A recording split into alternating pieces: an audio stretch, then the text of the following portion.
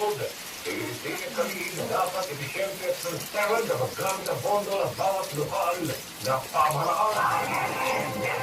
Limang coastal radar system mula Japan tinanggap ng Pilipinas. Kasama natin sa balita si Rajaman Marjo Domingo.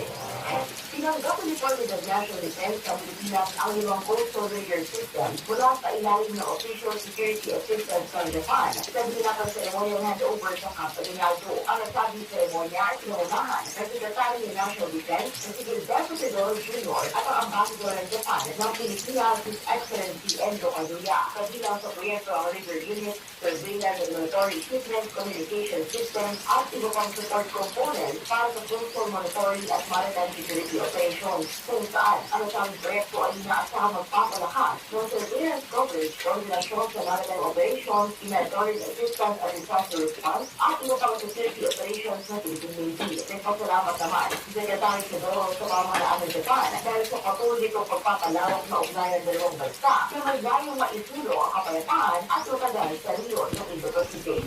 Kasama mo sa BZXL Armen Manila, Rajuman Marjo Domingo, Tatap Arnet. Isa patay sa sugatan matapos makalagdag ng malaking truck ang sinasakyang motorsiklo sa makalagdag.